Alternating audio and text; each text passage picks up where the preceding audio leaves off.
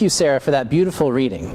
It's a gift to have readers who can read Scripture so beautifully. But I really do invite you to read that passage from Hebrews on your own at some point. Because what happens to our ears and our minds when we hear a lot of this really ancient traditional language, sacrifice, in some versions of the Bible it talks a lot about bloodletting. There's big theological concepts in there like Christ and angels.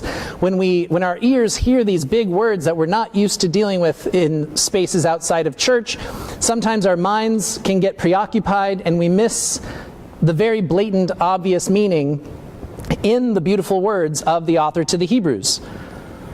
Between these big lessons of salvation and sin and sacrifice and Christ, there is a very clear and compelling spiritual lesson.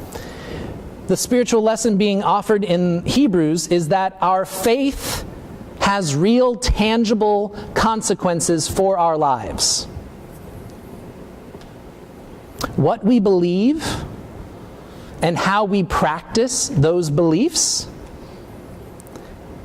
that can literally change the shape of reality as we know it.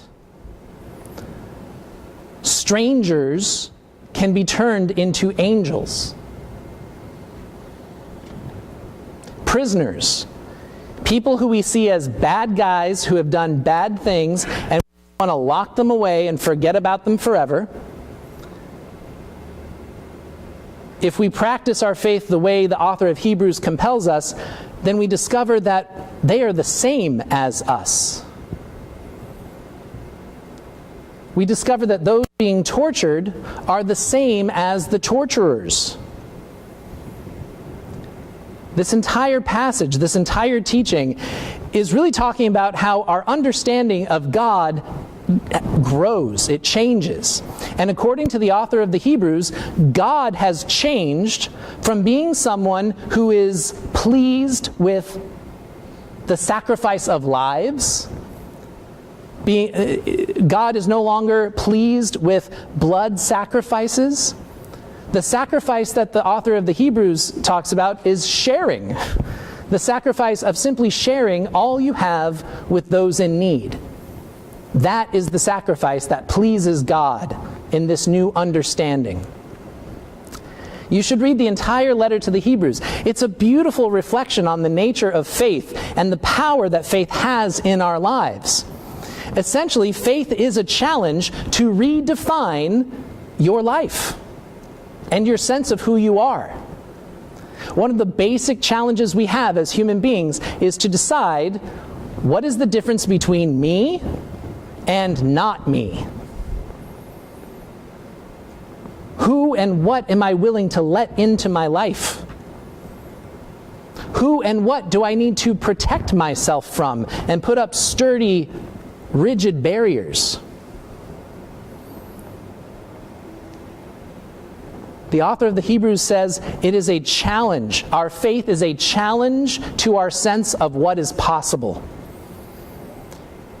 It's a challenge to redefine our notions of good and bad, in and out, redeemed and saved and damned and forgotten.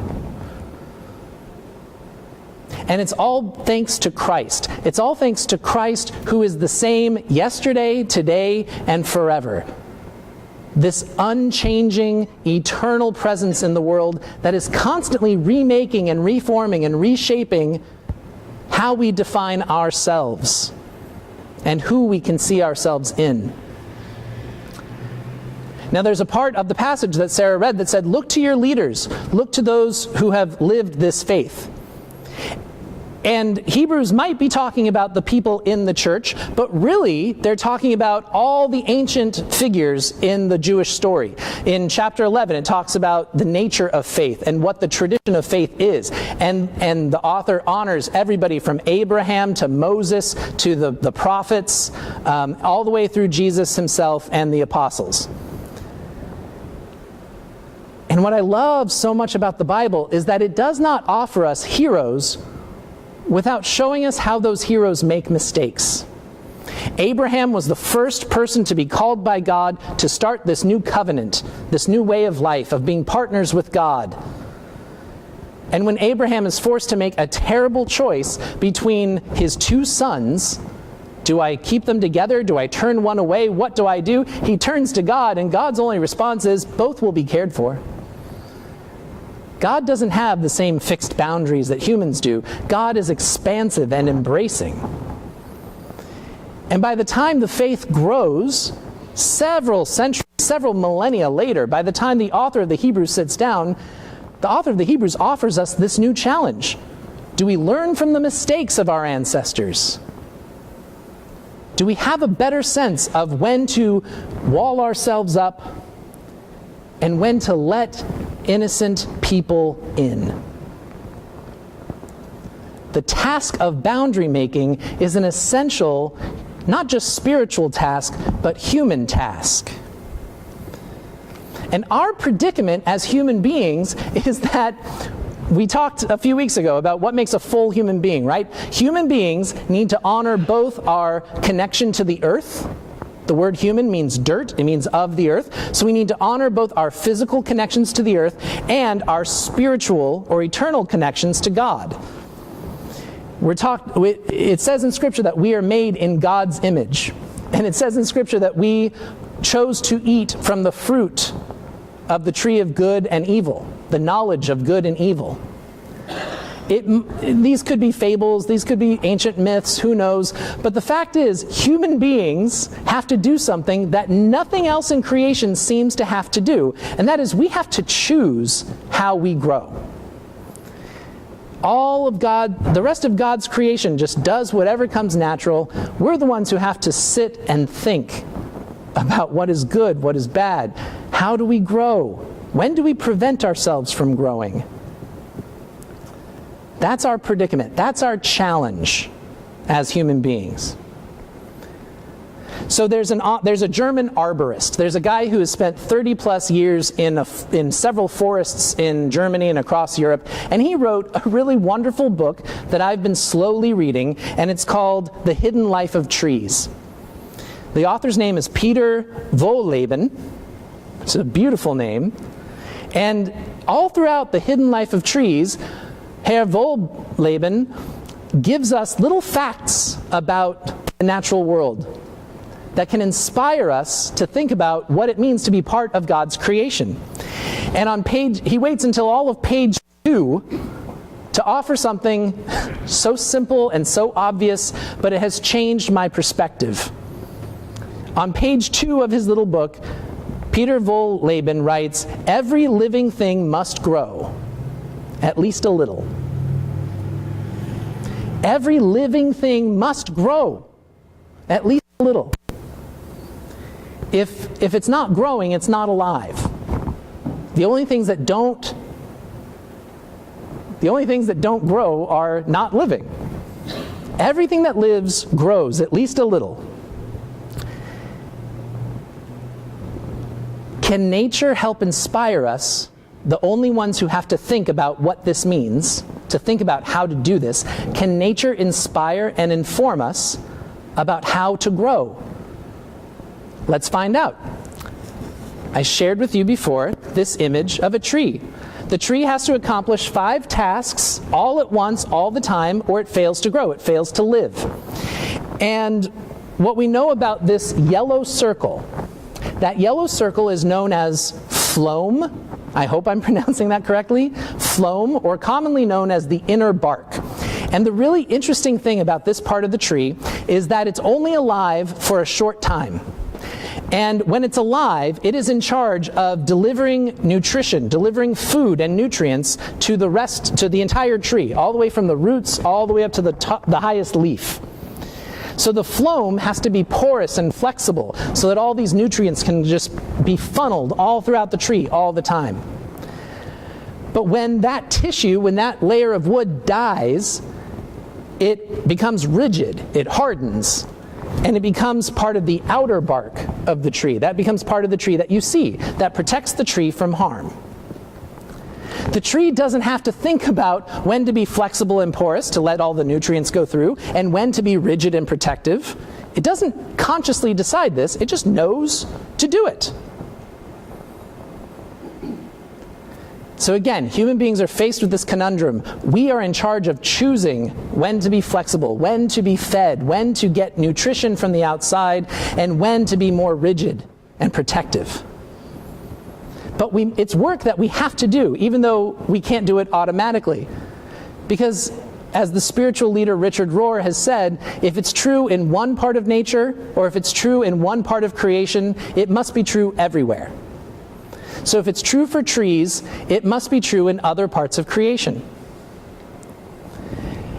Dr. Edwin Friedman was a rabbi and a psychologist, and he is someone who has offered this teaching about cells, the cells in our body. There's a difference between a healthy cell and an unhealthy cell. A healthy cell has a clearly defined cell membrane, so it knows what to let in and what to keep out. And the cell is given a task, a particular reason for being. You know, there's all these trillions of cells that make up our body. Some of these cells are in charge of being our skin. Some of these cells are in charge of being our pancreas. Some of these cells are in charge of being the hair on our head. And isn't that nice? We all get to look around and see who has the nice hair cells and who doesn't. Mine used to be great, not so much anymore. And so all these trillions of cells, they are given a particular reason for being, and they serve that purpose. And a healthy cell knows exactly when to stop doing its work and replicate itself and die. Okay, so a healthy cell knows exactly when to stop serving its particular purpose, make a copy of itself to leave behind, and then die. An unhealthy cell doesn't do any of these things. An unhealthy cell doesn't have a clearly defined cell membrane, so it doesn't know what to keep in and what to keep out. It doesn't serve a particular purpose. It forgets its purpose or fails to accomplish it. And it doesn't have a specific pattern for replicating itself. It replicates uncontrollably before dying. And in our modern society, in our common understanding, we have a very particular word for cells like that. Anybody? Cancer. That's literally what cancer is. It's cells that have failed to be who they were supposed to be and have begun replicating out of control. The boundaries, the healthy boundaries, the differentiation between what is us and what is not us, it is a matter of life and death. It's true for trees, it's true for cells, and if it's true in the physical world, it must be true in the spiritual world as well. Every living thing must grow, at least a little bit. We all have to decide when are the times to protect ourselves, to divide our families and send some away, and when are the times that we can allow the grace of God brought to the universe by the being called Christ. When do we allow that grace to permeate all of our boundaries so we begin to see that we have far more in common than not? That your struggle is my struggle. The prisoner and I, the tortured and I, the immigrant and I, the orphan, the widow, the busy corporate executive, the poorest street beggar in India, all contain the spark of the divine. God's grace permeates all boundaries.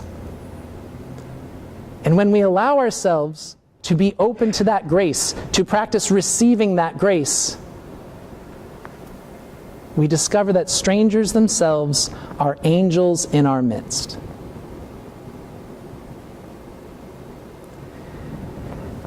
Boundary making is not something that human beings do automatically. It requires intention, it requires discernment, it requires discipline.